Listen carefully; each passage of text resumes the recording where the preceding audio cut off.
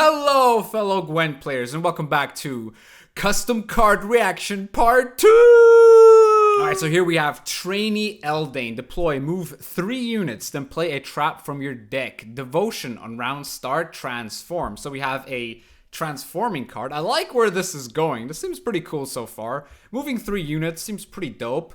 With something like Crushing Trap, Dragon's Dream, you know. And then we have what I assume to be the final form, since there is no third form, is Veil, move 3 units and damage them by 1, then play a trap from your deck. Whenever a trap is flipped, transform it into Elven Deadeye. Ooh, that's a nutty engine. It might actually put traps into a very good position. I would love for Scoia'tael to get more trap synergy, but CDPR even said that they don't want to really support the archetype since it condones sort of this no unit gameplay, which they are kind of against, but they're not reworking traps, so I don't know what CDPR is doing. So yeah, let's just look at some custom cards, I guess. Keep looking at your custom cards, which seem pretty unbalanced themselves. Honestly, this card's super nuts. I would put this in every sort of Scoia'tael deck and play it with like things like Pitfall, Serpent, and definitely Crushing Trap, and it would still be a very nutty card. Alone for the movement, it's a really good card. It's like a 9 for 12 that plays for like sort of Lacerate synergy, so seems pretty dope. Alright, here we have Viggy the Loon, I think. It's covered by Human Warrior, so we have a Warrior. Veteran, deploy if you control 2 or more Warriors, gain Zeal. Order, duel an enemy unit with power less than or equal to Viggy the Loon's. Death Blow, heal self, then boost self by the amount of armor Viggy the Loon has. Okay, I like the idea of this card. So let's look at the points out here. In the best case scenario, you want to sort of duel a 4-point unit because the healing doesn't really do much because you kind of want it to boost itself by the armor. So it's a 7, deal 4, which actually is just 11 points. I do like the idea. I would like sort of some more armor synergy coming into Skellige, since I do think it's a archetype that works with the faction, so I like the idea. Then we have Stray's Slinger, a neutral card which locks an enemy unit, and if you control a bandit, also damages it by 1. So I think this is one card that was last time as well. It's a 4 provision lock. I think this would honestly be very much included into a lot of decks. A 4 provision lock seems pretty nuts, honestly. I feel like it's not going to be auto-include, but it definitely will be seeing some play in certain decks, because even the Van Morlem Hunters are pretty powerful. Then we have ESKEL Fearless. Deploy, damage self by 4. Order, play a Bronze Witcher from your deck with 4 or less strength. Death Wish, if order was not used, boost the Witcher in your hand by 2. Wait, there's literally like... Wait, there's... So you're basically just playing Viper Witchers with this. You just want to play Viper Witcher, because I don't know any other Bronze Witchers.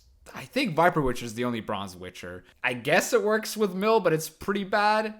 It's like a 6. That plays a 4. It's like 10. Yeah, this is really bad.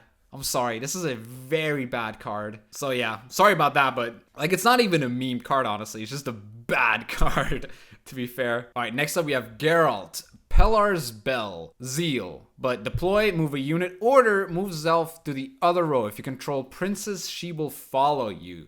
So I'm guessing we're gonna have to look at Princess now. So let's look at Princess. I guess you play Pellar with it, okay. Zeal, spawn Princess on a different allied row.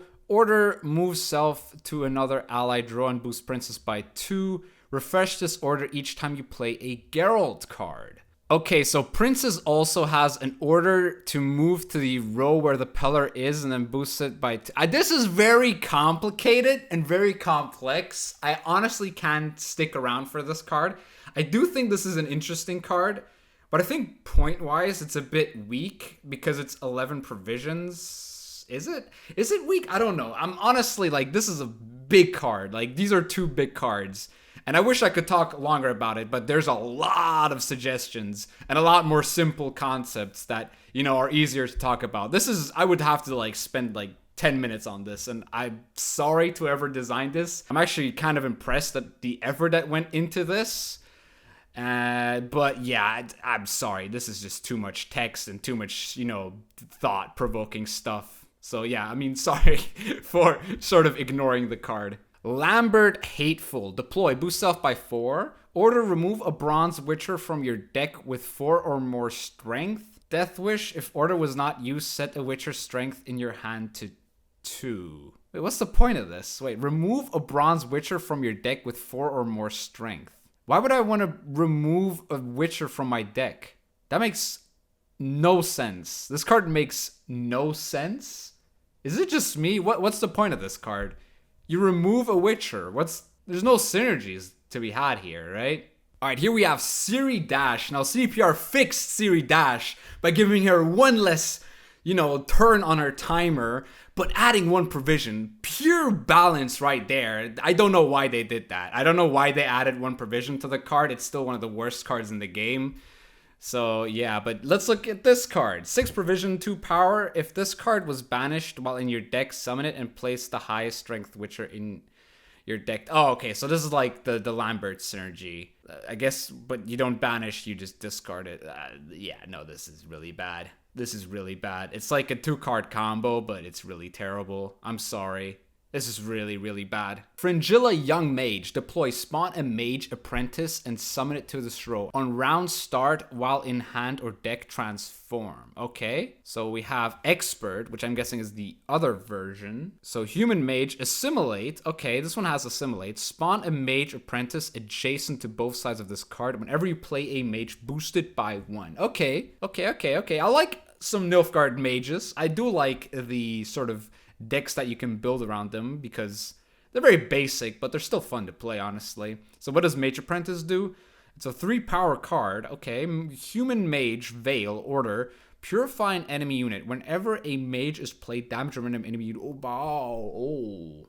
That seems very powerful because Nilfgaard mages aren't that bad, honestly, and if they have a card like this, it actually wouldn't be too bad. I feel like this is pretty dope. This card's pretty powerful. Like, seriously, it actually is a really powerful card because like you put like 3 engines on your side of the field. It's gonna be really hard for the opponent to kill all of them at once. So just playing 1 mage already gives us a huge value boost. This is basically like Herald the Cripple on complete steroids, right? Yeah, it pretty much is. Plus the damage is just so powerful on these apprentices. I feel like this card would actually like elevate Mage Nilfgaard to a very high tier because they're missing like 1 or 2 cards anyway. So yeah, this is definitely one strong card that might actually see a lot of play. Then we have a scenario, the Lodge of Sorceress. I think this is a scenario. Actually, no, I think this is just a artifact. Devotion. If you have this unit in your deck, strengthen all allied mages in deck, hand, and on the battlefield by 1. So it's not boost, it's actually strengthen, which affects base power. Deploy, spawn a mage neophyte on both sides of this unit and boost it by the amount of mages you control. Alright, what does the neophyte do? Human mage, order, spawn, and play a random bronze spell from any faction. Whenever you play a spell, damage 2 random enemy units by 1. Okay, wait. Alright, so you... okay, wait. It seems kind of weird, because you want to play this early, but because of the second ability, and these only being 1 power, you want to play it late as well. There's sort of like a contradiction with this thing. It's a really powerful card. It's kind of like, you could sort of compare this to Horse and Senior quite a bit, because Horse and Senior requires a lot less buildup, and it's a lot cheaper, but it's sort of built around a leader. This might have to be sort of built around a leader somehow. Otherwise, I don't really see a point of this being any viable, since it has to have devotion, because you're probably just going to play this for its devotion ability. And NR kind of doesn't like devotion too much. They do want that Oneiromancy. They do want, neutral mages, because there are some neutral mages that you might want to have in Northern Realms. So yeah, I think this card is kind of trash. If it was like 8 provisions or like 9 provisions, it might be okay. But the fact that this is probably one of the worst short round cards in the game makes it really unplayable at 12 provisions, that's for sure. Alright, next up we have some neutral Witchers coming up, so strap on for those. We have the Bear Skull Witchers to start off with. Deploy, boost a unit by 1. Increase the boost by 1 for each adjacent Witcher. So it's a 6 for 4, which absolutely sucks. But I'm guessing there's going to be more Witchers to come, but still, this sucks. This is garbage. Like, who would want to play a 6 for 4 these days? 6 for 4. What a joke. Alright, here we have the Griffin Skull Witcher, a 6 provision bronze card. Deploy damage unit by 2. Increase the damage dealt by 1 for each adjacent Witcher. Death Blow. Place a Witcher on top of your deck. Would I say this is good? I mean, it's a 7 for 6, which can deal 4 damage. Could be a 9. Oh, this card's broken. This card's good. Like, I would actually play this card. If they would add, like, Witchers to the expansion, and this was a card, Witchers might actually be kind of viable solely because of this card. This card's really good. Like, really, really good. It's sort of like a tutor that also can deal with engines, which is probably on the same sort of power level as Blood Eagle, which already is one of the strongest cards in the game. And this might actually be pretty good as well, because also just dealing 3 damage with this seems pretty powerful. With just 1 adjacent Witcher, you don't have to force yourself to play the Witcher trio. So yeah, dealing 3 damage could be very useful as well, but dealing 4 damage would be absolutely nuts, and then you can choose which Witcher you can put on top of your deck. Yeah, this card would be pretty nuts. Alright, then we have Cat School Witcher. Deploy, banish the top card of your deck. This card's nuts. This is an 8 for 5. I don't know, would I play this card though? It's kind of risky. It's kind of like the Demon Pirate. It's kind of good. It is kind of good, isn't it? It's kind of risky. Like, you wouldn't play this in every deck, but there are certain decks that might want to play this. Something like a CIRI Nova deck, like the new CIRI Nova might actually want to play this card. Because you just banish like a 9 provision card, and you play like an 8 power, like, for 5, which is really good. Yeah, this might actually be good in like something like CIRI Nova. You might just play 2 of this. Because in round 3, this card's really good. Because, like, round 3, it doesn't matter anymore what cards you have in your deck. Unless you have tutors, obviously. Something like Amphibious Assault or some other stuff that you might want. So, yeah, I feel like this card is pretty okay. It's actually really good. Honestly, it's really good. But it might be trash at the same time. You know what I'm saying? I've been dwelling on this for too long. Alright, Contract Board. It's got the infamous board tag. Give prize to an enemy unit and hunter to an allied unit. Prize: whenever this unit is damaged, boost all hunter units by 1. Hunter: whenever a unit with prize is damaged, boost self by 1. This seems kind of bad. Like, it's kind of good with Morkvarg. Oh, this is like nuts with Morkvarg. Like, you can basically play double greatswords with something like Morkvarg Heart of Terror. Would I play this though? I don't think I would. Like, this, it's 0 tempo, right?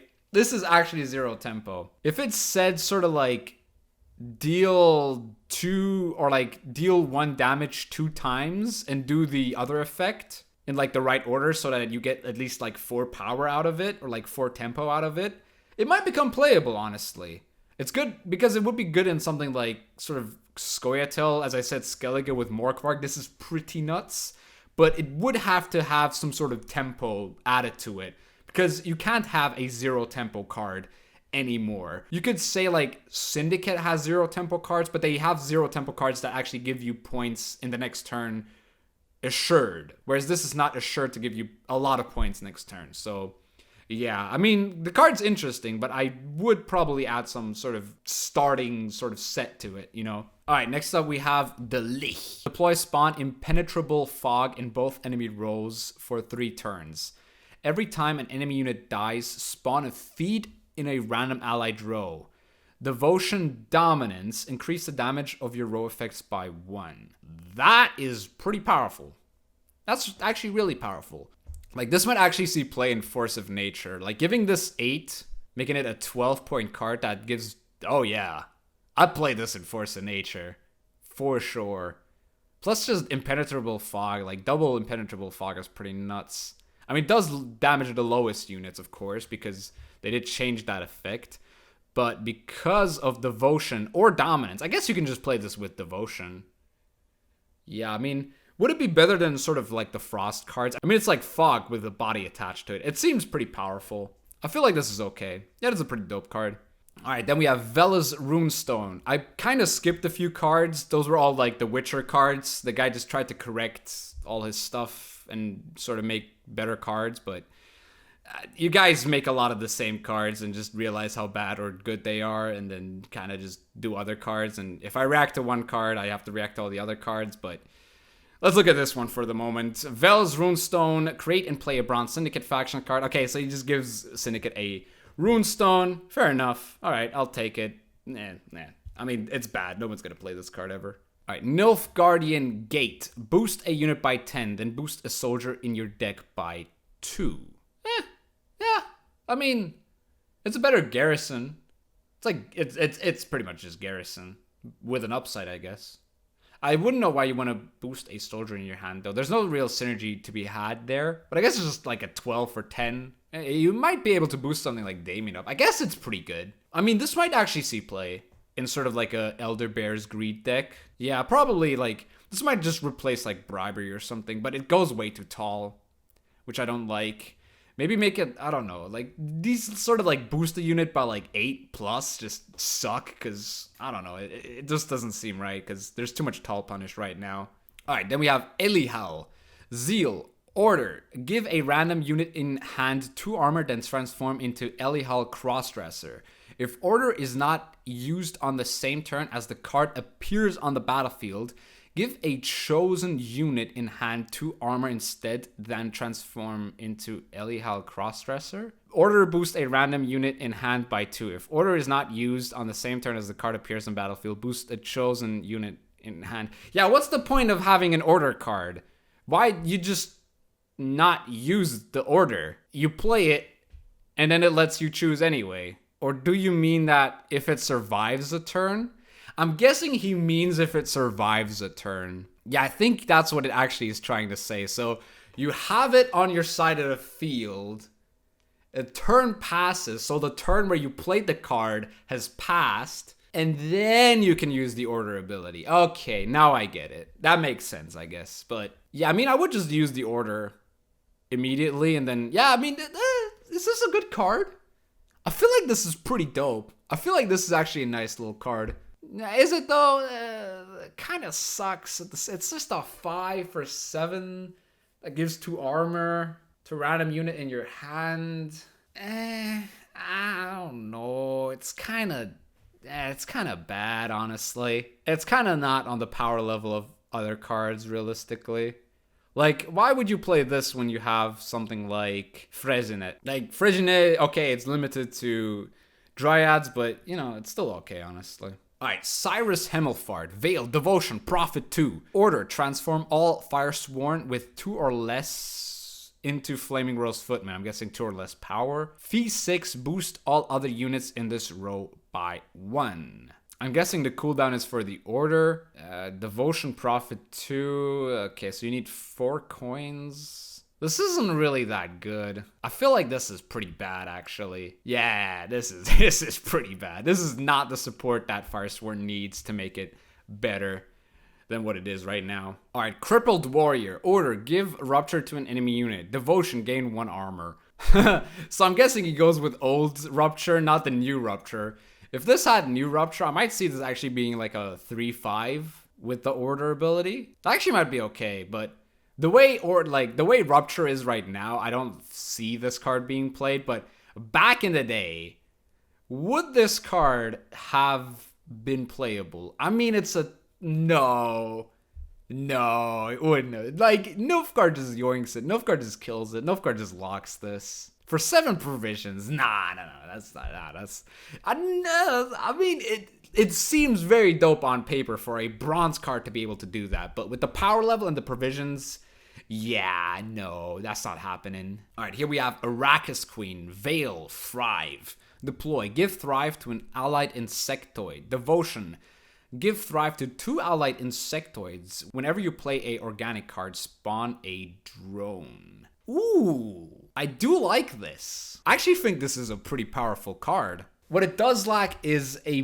bit of power on deploy. It's basically like Kiki Queen, but not as good. as Kiki Queen, because Kiki Queen has its deploy with CARANTHIR, whereas this has nothing. This basically like allows you to sort of wait a turn and get you 3 engines on your side of the field, which is pretty good, but it might make it easy for your opponent to kill those engines. Maybe if its base power was a bit higher, make it like a 7.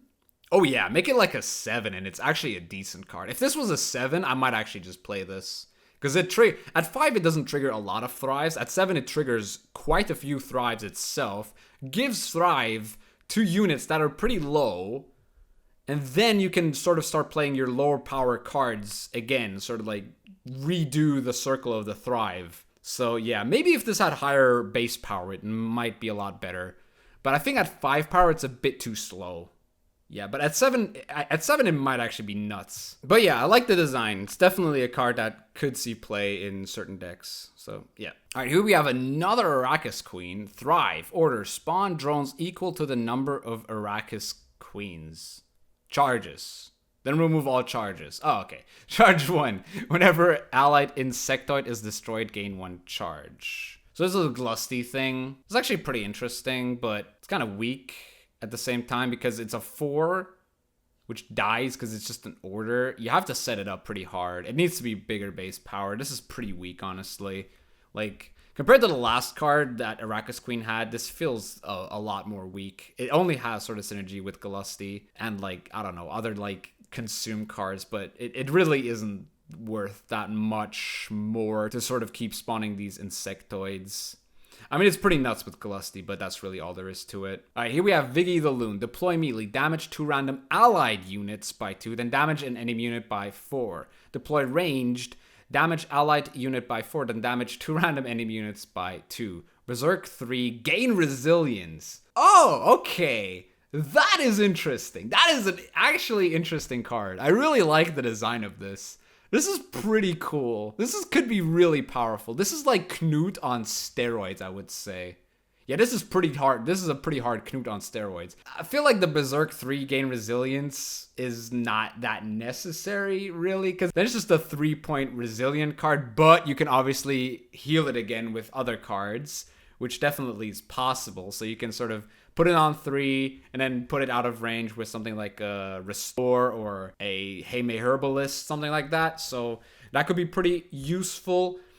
I feel like I really like the design of this card, though. It seems pretty like convoluted and like all over the place with its sort of synergies. But it's definitely a card worth trying and putting in your deck. I mean, if it were to exist the way it does, it would have to sort of only be able to trigger if you damage 2 random allies, or if you only damage a ally unit by 4. But I do feel like this is pretty dope. It has a lot of synergy with something like Draco Turtle or Vildkarl if you're not playing Ursine Ritual. So yeah, I don't think the card's good. It might be good. I don't know. This one's pretty hard to judge, honestly. There's a lot of things happening with the card, so yeah. All right, here we have a CIRI Nova card. We all know what CIRI Nova is now, but a lot of people sort of wanted some changes to CIRI Nova. This is before the patch that we have this month.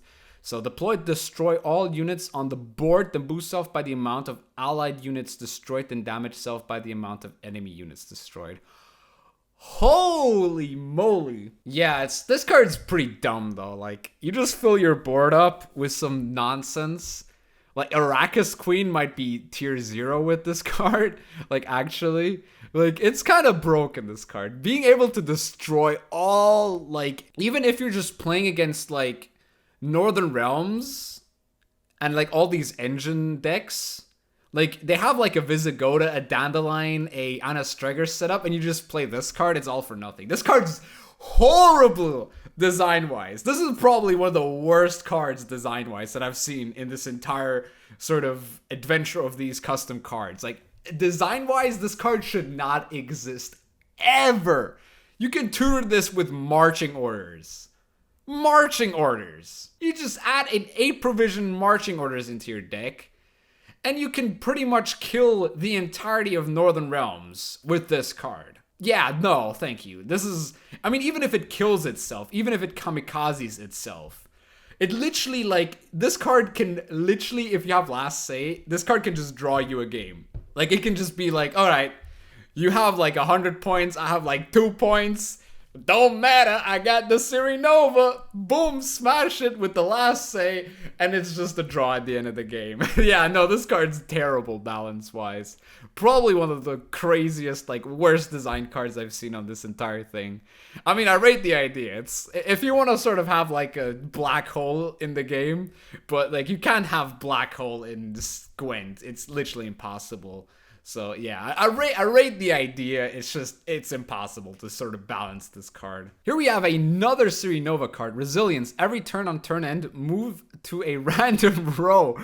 I'm guessing that's also your opponent. So he kind of got it right with the Resilience, with how CDPR want to tackle this card.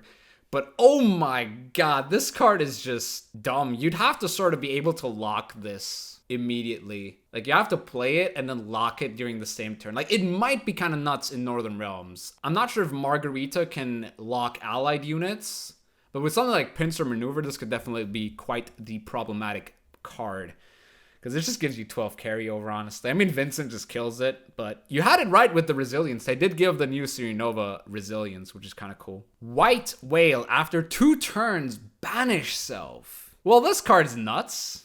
You just played, like, you just played as your last card every time. It's a 12 for 6. Yeah, this would be in every Skellige deck. Like, even if it gets answered, it's still nuts, right? This is pretty crazy. Like, there's no way around this. This is just a nuts card. It's a 12 for 6, pretty much. Like, it gives you so much reach in round 1, right?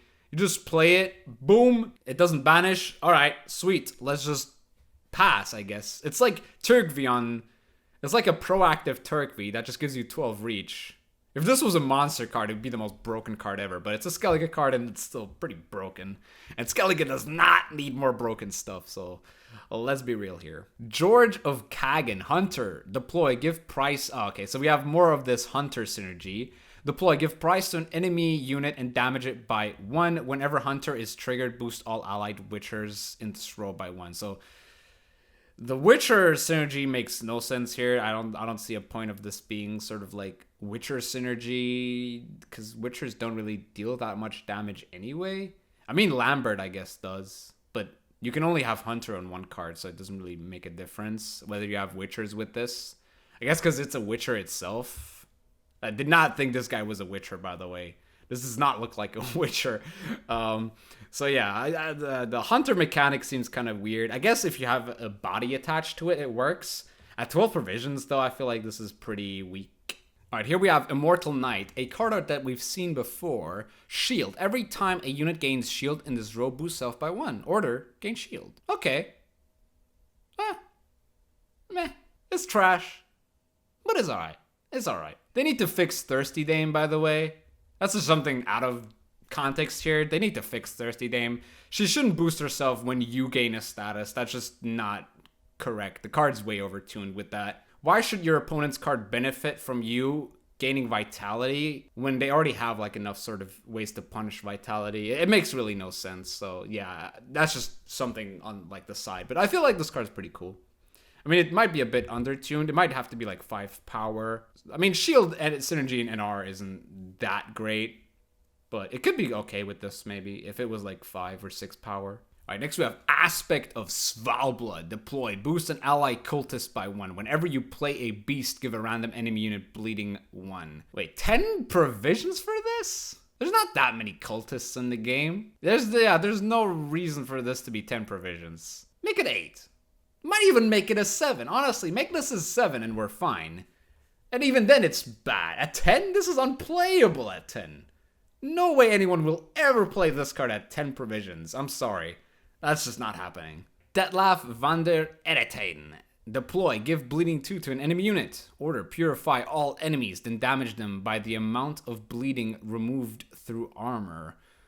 Dominance for each unit that died from that order ability, spawn a Chimera in a random allied row. I don't get the through armor part. I'm guessing through armor is that it ignores the armor? Or is it literally the amount of bleeding you've given a armor card? And yeah, this card's nuts, right? This card's pretty crazy. It gives you no timer on bleeding, but it's very vulnerable to getting removed. At 4 power, it's pretty bad. Like, you'd have to definitely play a defender for this to sort of survive. You'd have to sort of bait out a lot of removal from the enemy, and then you might be able to play this card, and even then the opponent might still have something like locks or, you know, big point damage finishers or something even worse. I don't know. This card seems okay on paper, but with its power level, it's pretty whack, especially at 11 provisions. But the thing is, like, I do like this sort of design for the game to have these sort of big provisions, high risk, high reward finishers. It's just something that CPR hasn't done in like the last 2 expansions. I don't even remember the last time they did something like this, because all they focused on is just printing now good cards, which kind of makes the meta stale, because now you just play the best cards point-wise, because points are the game, right? So you play that 4 provision card that's worth 7 points. Might as well, you know? Or you just play the overpowered 7 provision card that, you know, is an engine or just good points. These kind of cards have kind of died down. CDPR doesn't really want to print cards like this anymore, which I find kind of sad, because, like, yeah, they're meme cards, but they're kind of what makes card games interesting, is building like these weird decks. But the way Gwent works as a meta card game is that everyone's just sort of net decking the best deck anyway for each faction. There's no real creativity going on right now. So yeah, I guess that's just sad. That's just Gwent in general, though, these last sort of 5 months. And here we have Cornelia. Profit 2, fee 3, lock a unit, cooldown 1. Ranged every time you gain a coin, gain 1 coin. Oh, yeah, I mean, that's cool. So I'm guessing it triggers itself, so you get profit 3 if you play this ranged. Not sure about the cooldown, though. Why would you want a cooldown? It doesn't need a cooldown if it has a fee ability, so I guess that's just a mistake on the maker of this card. But I like the design. I do feel like this design is pretty dope. Like, an extra coin giver. But, like, why would you play this card? You could just play MK and just get 2 coins unconditionally if she stays alive. If you want to lock in Syndicate, just play Court. And if you want to, like, a coin giver that, you know, gives you efficient coins, just play Tax Collector or MK. No one plays those cards. I mean, yeah, MK is seeing play, but, like, this is just a really weird, bad version of Tax Collector. So yeah, I don't know. Seems interesting, but it seems interesting at first, but the more you think about it, the worse it gets. So let's just move on to the next card. Usurper. Dethroner. I'm guessing you mistyped and wanted to say Dethroner, but okay. Ranged, while this card is in play, disable the opponent's leader. Order, give defender to the lowest unit in this row. Just play Lockdown, but yeah, dude, what? No, wait. Oh my. Hold up. This is kind of crazy. This is pretty, because it doesn't disable your leader ability. It makes the whole leader ability of Lockdown kind of obsolete. But it's definitely a card that might see some play in Nilfgaard. The problem, obviously, is the fact that it kind of is very low tempo. It's an incredibly low tempo card, but I don't think it can be anything higher than 4 points. Like, it's a card that will never be printed, but looking at it makes it very interesting. It's a very, very interesting card. But you do have to sort of figure out which round to play this in. I mean, it could just be a 4 for 11, right? Which sucks. It's a very binary card, but it's definitely a card that might actually be a bit nuts. This card is something where you actually want first say in round 3, so losing round 1 actually doesn't feel that bad. You just play 3 cards and just pass, right? And hope your opponent doesn't use leader ability in round 2. Huh. I feel like the card's obviously kind of trash, but at the same time it's kind of dumb and shouldn't really exist at all, because people will complain about it and people will be sort of upset that a card like this exists, because this is just a problematic card, honestly. Alright, here we have the Manticore School Witcher. If you banish this in your turn while it's in your deck or hand, boost the Witcher by 3 and give it immunity. See, I mean, this works with that one card that discarded or banished or whatever it did, the Lambert card from very early on in the game. So yeah, sure. Alright, here we have Wolf School Witcher. Banish a Witcher with 5 strength or less from your hand and deal damage equal to its base strength, then draw a card. This card's insane, right? Like, yeah, it works with that Manticore School Witcher like crazy. It's a 2 deal 5. Bronzes shouldn't be able to deal 5 damage, nor should they be able to deal 4 targeted damage. So yeah, this card's busted, right? Like, even if you just banish like a Gold Witcher, it has to be from hand, okay. But yeah, it's still nuts. Yeah, this is pretty nuts. White Honey, one of the potions, an alchemy card. Purify 3 units, then boost them by the number of statuses removed. Oh, and the card's kind of trash. It seems very trash. This will never be more than 6 points. It's interesting. It shouldn't be 6 provisions, though. Definitely shouldn't be 6 provisions. And CRAITE Berserker. Deploy, move a unit to the other row. Berserk 3, move a unit to the other row and heal self. So it's like Veteran, but with movement. I mean, it's like Riot Dragoon. I don't know why you wouldn't just play Hammond. Like, yeah, you can play 2 of this card, but you just play Hammond, right? Yeah, you just play Hammond. All right, here we have Kira Metz. Deploy melee, create and play a bronze mage card from any faction and boost it by 2. Deploy range, play a spell from your deck. Yeah, this card's pretty crazy. Oh, it's a bronze mage card? Oh, okay, that makes things a lot worse. There's a lot of trash bronze mages. Oh yeah, this card's bad. Like, what is the best one you can get? I don't even know. I guess Diviner for Purify? I guess you want to get that card that has the order, gain 1 charge whenever you play a mage. I forgot its name, I'm sorry. I guess you want that card. That's your main target for it. But if you don't get it, the rest are kind of bad of the options, so nah. Shile de Transerville, another Shile card. Deploy, play a mage from your deck with a provision cost less than or equal to the number of mages you have in your starting deck. Okay, so just basically play any mage, because you're going to play this in like a mage deck. Yeah, seems cool. I like these kind of abilities that sort of have a deck building cost. Yeah, feels good. I like it. I mean, it's terrible because NR mages suck, but this was posted, I think, before the expansion and people didn't know what they were going to do with Northern Realms, so people kind of had a hope that they were going to do mage Northern Realms, and they kind of just didn't, so yeah. Conjunction of the Spheres. Create and play an Echo card for 8 provisions? So the worst cards for this actually are the best Echo cards. So I'm talking about Blood Eagle and Amphibious Assault, because those are very limited to the 2 factions, because Blood Eagle requires you to have a Skellige Warrior, and Amphibious requires you to have a Northern Realms card. Now, if you can use this to create an Oneiromancy, ooh, even Artgaith would be dope with this. Even something like the Scoia'tael Echo. I already forgot what that one's called.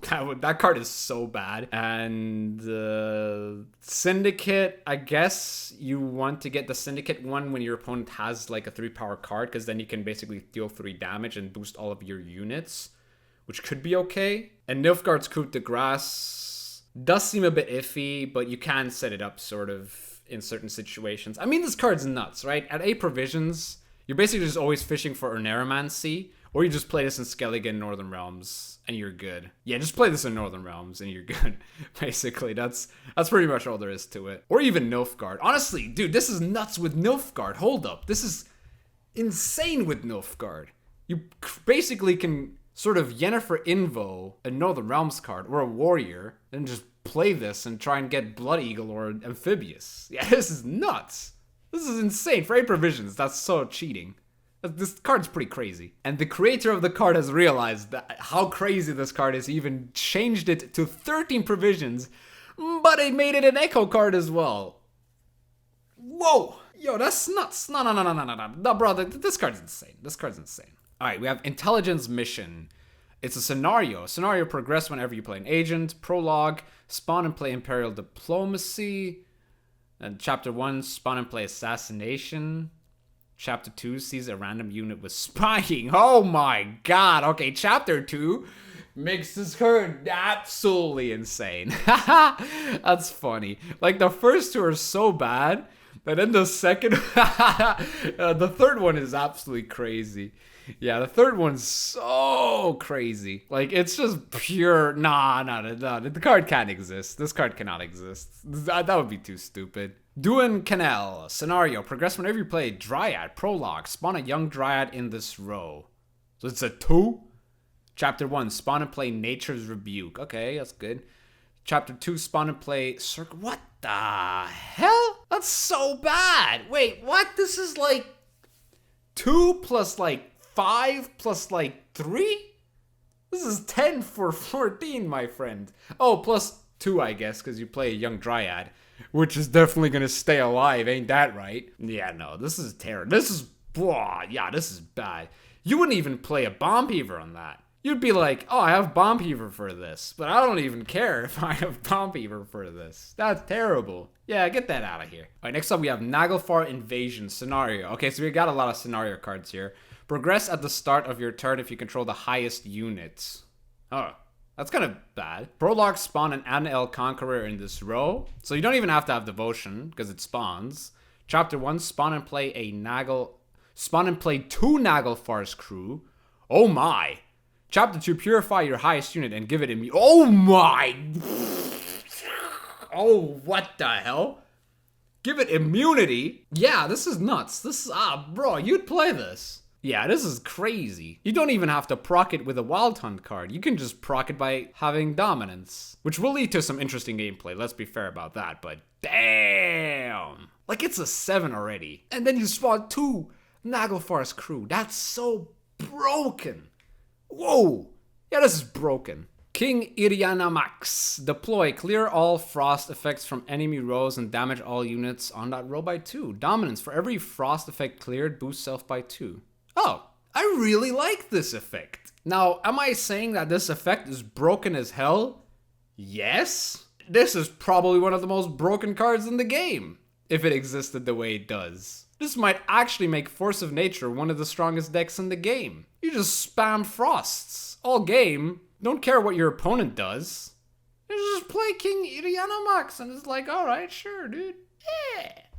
I mean, even if it's a short round, the art gave still gives it value. A lot of cards still give this value even in a short round. So I would say this is a pretty dope card. I mean, it's powerful as hell, and it shouldn't exist. It's basically like Wildboar of the Sea, but your opponent can't interact with it at all, because your opponent can't interact with Frost anymore. So it's basically like Wildboar of the Sea, but like busted times 10. Alright, here we have Knight from Vizima, Devotion Formation.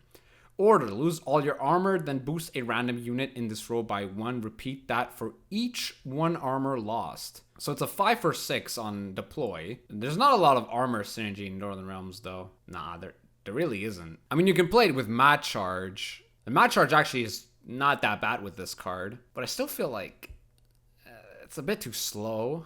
I mean, you could play it for 5 or like 6 with Formation. Yeah, I guess with Formation it's kind of okay. Yeah, I mean, honestly, I do really like the design of this. I don't think it's overtuned. I don't think it's undertuned. I think this is actually a very nice card. There can be synergies found within this. I mean, it's not like tier 1 or anything, but I would definitely sort of try decks with this, for sure. All right, next we have a Warfare Knights Conclave. Play a knight from your deck and boost all allied knights units in play by 1. That's really good. You just play Anses and boost all your knights by 1. That's pretty broken, I'm gonna tell you that. That's pretty good. Yeah, that's pretty good. That's a pretty good card. I'd play that. Yeah, I'd definitely play that. Alright, Aryan Levelette. Order, spawn 2 Levelette Knights in this row and boost them by 1. Devotion, spawn 3 Levelette Knights instead. Alright, what do the Levelette Knights do? Token Human Soldier Knight. Alright, that's a lot of tags. Inspired melee. At the end of allied turn, damage a random enemy unit by 1. It might be a bit too weak at 4 power because it dies very easily. I guess you can say you can play with Inspired Zeal. Yeah, I mean, with Inspired Zeal, you play this for 5. It gives you an extra 6 plus 3. That's pretty nuts. That's 14 points already. Plus you get like engines. Oh god, yeah, this card's broken, lads. It might have to actually be like toned down. Yeah, this is pretty crazy. Lambert might actually become meta because of this card, but like a card that already like with 1 leader charge from Inspired Zeal gets 4 extra value for its provision cost, plus all of that is just an additional like engine. Yeah, dude, that's so broken. Like, people complain about Herald the Cripple and how good he is.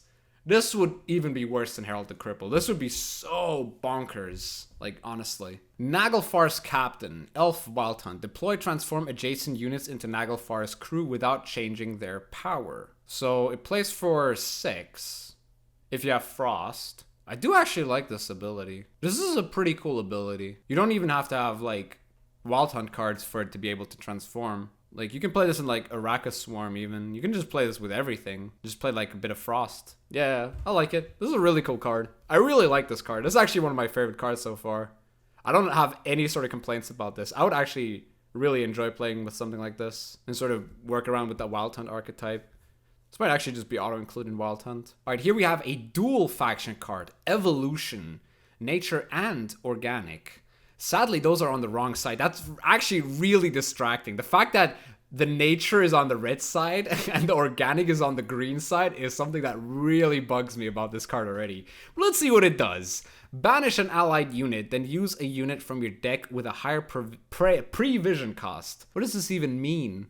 Then use. So you just banish like a 1-power unit and be like, yo, give me something with a higher prevision cost? That sounds good, dog. Yeah, man, let's use a provision card, bro. But I'm guessing you mean play, so this card's pretty nuts. Like, you use this on a treant, like a wandering treant, a 1-point wandering treant, and just play it whatever you want. I'm not sure if you mean with a higher provision cost, if it means 1 higher. The wording on this card is trash. I'm sorry, guys. You have to be, like, better at wording your cards, boys. Lyrian Knight, Human Soldier Knight, Formation, Order, move an enemy unit to the other row. Inspire, damage it by 2. Oh, for 4 provisions? Oh. Yeah, this is a card. Yo, I'd actually play this. Yo, this is sick. This card's good. I like this. If it was a Scoia'tael card, it'd be busted. Maybe not, but yeah, I like it. It's cool for a 4 provision card. It's got no synergy with an R, but it's a good, like, little tool. All right, here we have Chevron Knight. Order melee damage all enemy units on a row by 1, ignoring armor. Order range, purify, and boost all allied units in a row by 1. Whoa. For 7 provisions, that's pretty crazy. This card's pretty crazy. It's like Lacerate on steroids. It would have to be like 8 provisions, I think. Because this is pretty much like Trivial. Maybe 7 provisions is okay with it. It's a good sort of Purify card for Northern Realms, but the fact that it's ranged lock for the Purify. Oh, but I think you can actually choose which row you want to Purify. The way it's worded, it seems like you can choose which row you want to Purify. So that's pretty good. Yeah, this card's pretty good. I like it. All right, here we have Witcher Mechanized, Evolved Human. Whoa! Whenever you spawn a railgun, yo, this is what I want to see in Gwent. Friggin' railguns, bro. Hell yeah! Gain immunity for 1 turn. Deploy. Grant adjacent units 1 armor. Reload. Oh, we got a reload up in here. Barricade. Damage self by 1, then spawn and summon Manticore's railgun to this row. Order transform an allied card into Witcher Mechanized without changing its power. And Manticore's railgun on turn end, paralyze and damage a random enemy unit by 1. What does paralyze do? Prevent the turn-based ability of this card from triggering for 1 turn. Oh, okay. So but it's a random enemy, so it's kind of bad. But I don't know what kind of effects this actually triggers. Like if it's like an order effect or if it's like a turn end effect. I'm guessing this is like a turn based. Yeah, turn end effect. It does actually say turn based. So, but yeah, there's a lot of text here, a lot of going around. It's very futuristic, so that's pretty cool. What does reload do? Trigger this ability whenever you play an evolved card. Oh, there's more of those. Oh boy, is there gonna be more of these Witchers, evolved Witchers that I have to look at? Sweet. All right, so this card is the first one that came up after my video came out online. So let's see what you guys gave me to work with here. Choose one. Thievery, crime, blind eyes. Choose one. Give a unit Veil and gain 4 coins. If it already had Veil, remove the status instead. Remove a unit's lock and gain 4 coins. Profit by the amount of blind eyes you control. It's pretty cool. It's pretty cool. Okay. I like it. It's very nice. Yeah. Definitely a card. It's got a lot of variants for a bronze card, honestly. Yeah, it's got a lot of variants for a bronze card. It might have too many variants for a bronze card. It might be a bit too good. Because like a 4 provision card that gives you 3 options, that variance just makes it playable alone, honestly. Yeah, this is way too good. But it's cool, I guess. All right, Great Gallop. Deploy. Seize an enemy with 3 power or less and transform it into NAGLFAR'S crew without changing its power. So like 3. Dominance. Give it 2 armor. Oh, okay. That's, okay.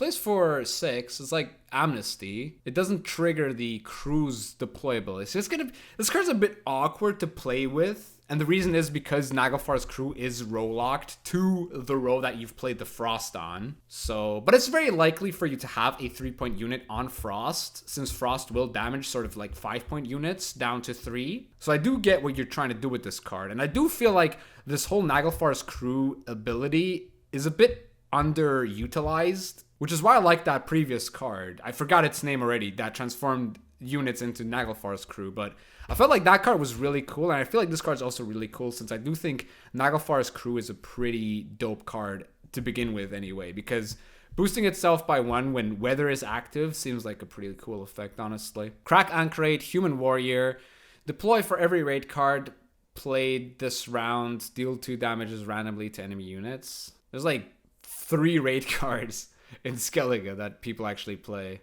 I mean, you can, maybe it's 4. Yeah, it's 4. You do play Raiding Fleet these days as well, but I do feel like this deals 8 damage, and you have to play all of them in 1 round.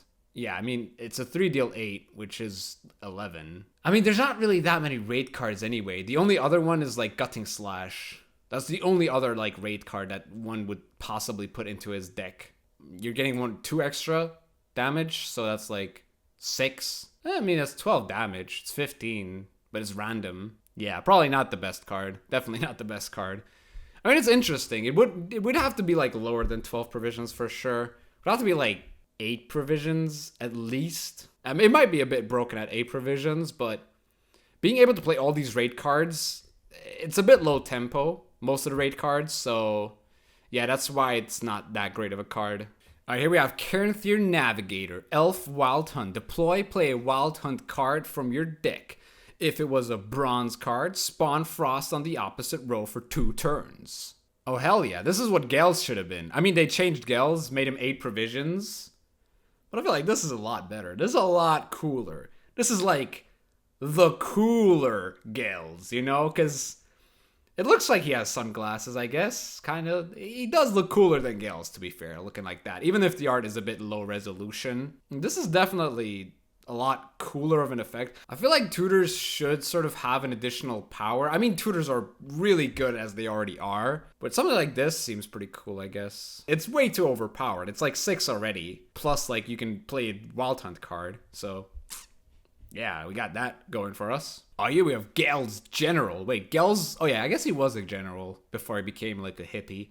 The first time each turn you play a Wild Hunt card, damage the highest enemy unit by 2. Dominance also spawn Frost on this row for 1 turn. So it's what, a 6 on deploy, and then you play a Wild Hunt and it damages by 2. And it's like a consistent damage as well. Seems a bit OP. But psh, don't tell the guy who made it, because this is pretty friggin' broken. Yeah, this is pretty broken. IMLERITH, Rampage. Deploy. Damage all enemy units on a row with Frost by 1. Death Blow. Boost all allied Wild Hunt units in this row by 1. Okay. So this seems pretty good. But what I do like about it is the fact that it's actually kind of difficult to set up with the way Frost works in general, because Frost does deal 2 to the highest enemy. So you kind of have to set this card up yourself. And I do actually like this effect a lot because, as I said, I really like these sort of high risk, high reward cards. Like, this sucks in a short round. You're paying like, I don't know, like probably like 6 for 12 provisions in the best case scenario in like a really short round. That's just what you pay for, because like the payoff of the card is just so nuts. But then we just go back into like this whole like Wildboar of the Sea. Basically all of these high risk, high reward cards are like Wildboar of the Sea. But Wildboar of the Sea is in a really good faction, and it's just a really nuts card in itself already. So would this be playable? Yes, I would say that this card is definitely a playable card. And definitely a card that, you know, will put the Wild Hunt archetype sort of up there. Because Wild Hunt, while it does have Oberon sort of as a finisher, it's not really a finisher. It's more of like a power play. Whereas this is an actual finisher that, you know, you play this card and the opponent is like, oh, please don't have this card. Please don't have IMLERITH. RNG gods, please tell me he didn't draw this. And then boom, you drop that Rampage and boom, All your Wild Hunt cards boosted by 1. All your cards damaged by 1. What? Oh my god! How did this just happen? Well, that's because you draw your gold and the opponent probably doesn't.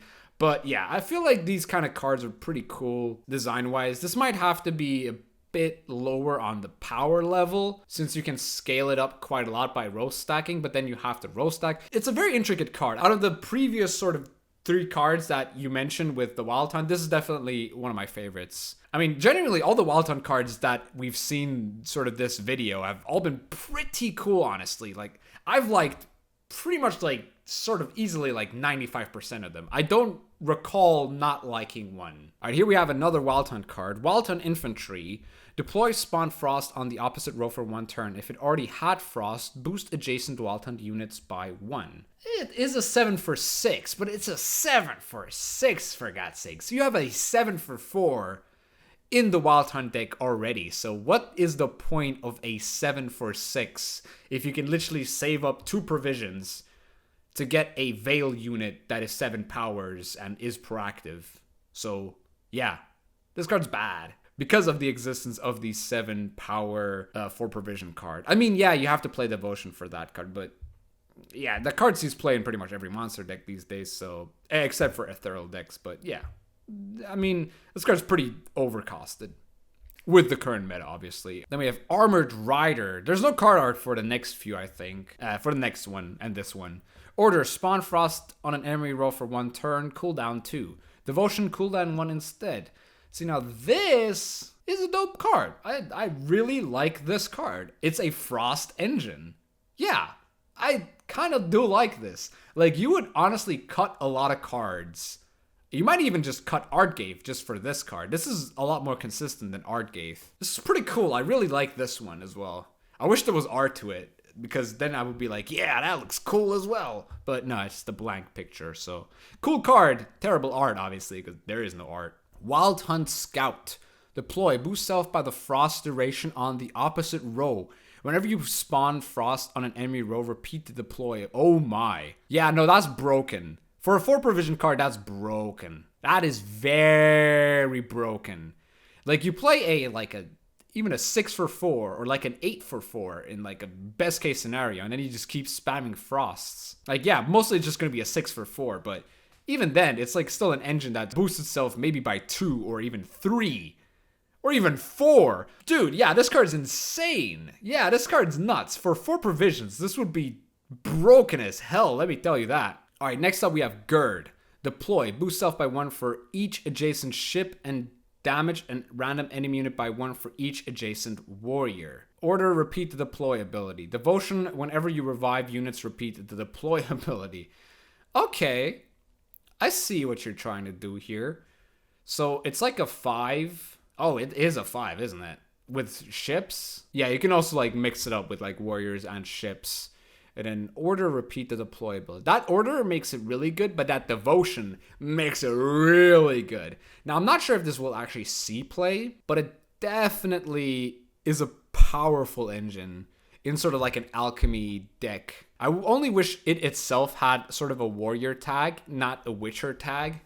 If this was a warrior itself, it'd be really good. But yeah, other than that, it's okay. I mean, it's okay. It's okay. Mirhif. Deploy. Damage an enemy unit by 3. Whenever an allied warrior appears on the board, damage it by 1 and damage a random enemy unit by 2, ignoring its armor. So this is like Herald, isn't it? This is just Herald on 9 provisions with a less powerful deploy ability. I mean, yeah, it's kind of busted, isn't it? It feels kind of busted, honestly. Damaging your own units kind of seems kind of weak in that archetype, especially in something like a mirror where the opponent might play something like Wild Boar. But then you damage the opponent's units by 2, so your Wild Boar gets even better. Yeah, this is just Herald, honestly. Because it also ignores the armor. Like, this is old Herald, but like cheaper and kind of weaker on its deploy. So yeah, this is old Herald. I've just looked at some of the cards that are coming up, and there's a lot of Skellige cards. Haha, you got Skellige all over ladder, and now you have Skellige all over my videos? Oh, you poor guys, I feel sorry for you. Alright, but let's look at this. TORGEIR the Red. Deploy melee. Each allied ship damages a random enemy by 1. Deploy ranged, create a bronze Skellige ship and play it. I like this. I like these kind of abilities. It's very much like Vernacio, but a bit less good since a lot of the ships aren't that great.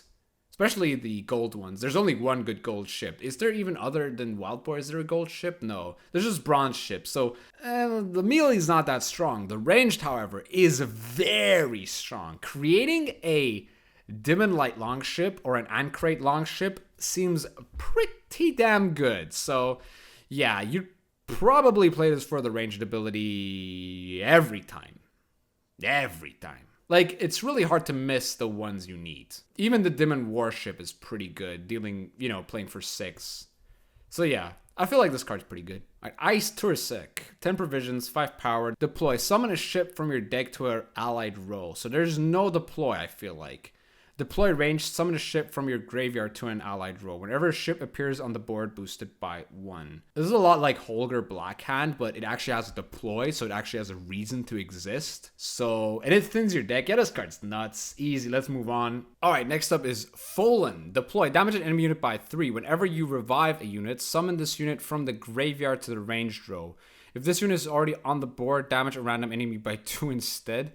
Wait, what? That's crazy. Hold up, wait. Oh my god, that's absolutely nuts. I mean, there's not that much revive. Oh, now there is actually. Oh yeah. This is nuts. This is broken. Yeah, that's pretty crazy. This is like Crow Mother on steroids. Pretty hard steroids as well. Yeah, that's pretty dumb actually. This card is nuts. Turasak Longship. When summoned, boost self by 1. Or damage an enemy unit by 2. Then summon all copies of this unit from your graveyard to this row. Devotion Zeal. Oh, damn. That's good. You play it for like a 6. Like, your opponent doesn't want to kill this card. This card's disgusting. Holy crap. This card is so disgusting. Like, your opponent's like, I'm gonna kill this card. But I can't kill this card because then he's going to play a 12 next turn if I kill this card. Yeah, this card's disgusting. Like, this is really bad. This is like a card you don't want to kill, but it plays for a lot if you don't kill it. Because dealing 2 damage might not seem that much, but it is pretty good, honestly. Alright, next up we have Sea Serpent, a dragon. Oh, Skellige's getting some dragons out here. Deploy, destroy a bronze allied ship, then spawn and play a base copy of it. Devotion boosts self by its base copy. Oh my lord. Yeah, that's really good. You know exactly which card he was thinking there. It's like the Dim and Light Longship. So you kill it at like 1 or 2. Yeah, you probably always kill it at like 1. Like at 1, you kill it, you already played a 6 plus 5, which is 11. So that's already its provision cost covered. But this also boosts itself by 5. So that's 16 for 10, which is, yeah, that's pretty nuts. That's really nuts. It's basically a consume card that says consume an ally and then spawn a base copy of it, which would be a very good monster card. Like, imagine that on like a Ruahin or something. It doesn't matter if it's bronze. The bronze ships are good as it is. And if you don't have a ship, it still plays for 7 for 10, which is kind of bad, but is it really bad? I don't think so. Alright, Tattered Longship. Deploy, spawn rain on all rows for 1 turn. Whenever an enemy dies from weather damage, boost self by 1. You've got to be kidding me. On all rows? Oh, so that includes your own, right? I hope that includes your own. Otherwise, that card would make no sense. Oh, this is nuts with Herald's Pals, right? Like, you play Herald, and the opponent kills the Herald, and then you just play this, right? Yeah, that's pretty crazy. Yeah, that's really good. This card's pretty crazy insane. Yeah, that's really good. This card's really good. Also has insane synergy with Great Swords. Yeah, this card's kind of dumb. Honored Turasak Warrior. Whenever I take damage from weather, spawn a Turasak fighter in this row. Order Devotion boost allied Turasak fighters by 1. So Turasak fighter is a 3. So I'm guessing you printed this with the synergy with the Tattered Longship. And yeah, I mean it works only if you have weather on your own row, which you actually can do. Like, you can actually have weather on your own row, which is pretty crazy, honestly. I think you can, right? You can spawn a weather on your own row. I'm actually not sure if that's true, but if you can spawn weather on your own row, this card's actually pretty decent. So yeah, very nice card, very niche. I like it though, but it's kind of, you know, it would have to be with that Tattered Longship card. And that Tattered Longship card is pretty nuts already. Next up, we have Raging Raider. Whenever an allied unit takes damage from weather, damage a random enemy unit by 1. Bloodthirst 5, damage a random enemy by 2 instead. This one's not as good as the last one, the gold card. So yeah, it's still alright though. It's still pretty decent. Pondering Axe Wielder. Dude, you got a lot of these cool like Viking arts. I mean, it's pretty easy to create like Skellige cards because there's a lot of Viking art online that you can find and use for this type of stuff. But this is I like this art a lot. It's very melancholic. So deploy spawn, rain on a random enemy row for 1 turn. Order repeat the deploy ability devotion both effects spawn rain for 2 turns instead. So this plays rain is like 3 turns, right? So that's like a 3 + 6 already. This is a 9 for 6 and then you can repeat the deploy ability. Jeez. That's kind of ridiculous. Brand Turisek, veteran, deploy spawn frost, rain, or fog on all rows except this one for 2 turns. Okay, so I like this sort of Skellige weather idea. I kind of want weather to be a thing again, but it's kind of just a thing in monsters right now. And I don't really mind sort of like overhaul archetypes. I like this card as an idea. It's like a 8 that just spawns like weather on like 3 rows, one of them being your own. One of them might have one of the previous cards that synergize with the whole weather archetype.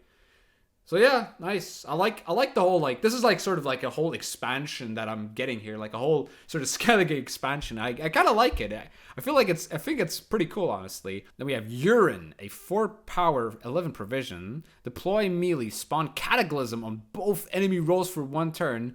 Devotion, on ally turn start, damage a random enemy unit by 2. This is an interesting card. It's pretty crazy, actually. This is actually like a pretty nutty late round finisher, but you have to play this also kind of early for its devotion ability. I don't think this card is that great. It works kind of good with greatswords, but I don't really think greatswords need more sort of synergies. But yeah, the card itself is pretty interesting. I don't think it would be that great even with this whole batch of cards. I'd say this is probably one of the weaker cards that you've added with this whole idea of like Skellige weather. Then we have Turisek Battle Axe, Devotion, spawn frost on all rows for 1 turn. Whenever I take damage from weather, damage a random enemy unit by 3. Oh boy, if you play like rain on this, that's pretty crazy. It's like you take 1 damage and damage the unit by 3. And it's a 7 for 6. Actually, it's not really that, but you know what I mean. Is it? Wait, it is kind of a 7. Wait, it's more than that. On an empty board, this is still like a lot of points, right? Genuinely, being able to use a card to spawn frost on 2 enemy rows with 7 power is pretty broken, honestly. This card's pretty broken. A lot of these cards are a bit overtuned, honestly. At 7 power, this card is way overtuned. Hardened Warrior, Zeal, Order, damage an enemy unit by 2. On allied turn end, if this row has weather, refresh this ability. Okay, so it's like a deal 2 Dealing 2 damage on a bronze card as an engine seems kind of busted. It's easy to kill though. It's easy enough to kill, but Skellige has so many good engines. Man, Skellige is so broken. Just looking at all these cards and imagining if they were in Skellige, man, Skellige would be like a whole different video game, honestly, at that point. Next we have Undefeated Warrior. Wait, that's Meave. Why is Meave a Skellige card? Oh well. Order Berserk, heal self, then damage an enemy by the amount healed. Wait, you gave her a bronze card? You gave Meave a bronze card? That's kind of disappointing. Yeah, this card's trash, though. Yeah, this card's pretty trash. This card's just bad. Nothing else to say about it. You damage the card by 1. And then it heals self and damages another unit by 1. Yeah, this card's trash. This card's really trash.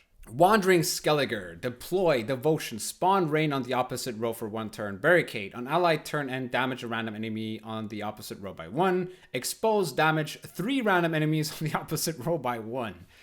So basically no downside, eh? Unless he kills it, of course. Which shouldn't be too hard. So it plays for a 5 + 1. Plays for 6 already. And then you can expose it easily. Yeah, this card's pretty nuts, eh? Yeah, this card's pretty crazy good. For 5 provisions, you'd put this in pretty much every Skellige deck, right? It's a lot like Drummond Berserker, but kind of better. So, yeah, that's pretty good. I mean, it's bad in a short round, so that's fair, I guess. That's the problem I have with Drummond Berserker. Drummond Berserker is good whenever. Drummond Berserker never is bad, is he? But yeah, pretty cool card. And with this set of Skellige cards, I'm going to actually end the video here. I've been blabbering about cards, custom cards for a while, and I see in my Discord there's a lot of cards still coming up, so don't worry, there's going to be another episode of this pretty soon, hopefully. I'm not sure when, but it'll be up at some point, so don't worry. And if you want to keep submitting cards on the Discord, make sure to check out the link in the description for the Discord for you to submit all your custom cards, all your custom nonsense, or custom insanely balanced cards. So yeah, a lot of these cards actually today have been very cool, actually. I've been impressed by a lot. Some not so much, but it wasn't as chaotic as the last episode for sure. So yeah, thanks to all of you for submitting cards to the Discord, and thanks for the support. I hope you enjoyed this video. If you did, please leave a like, subscribe for more Gwent content, and I'll see you soon.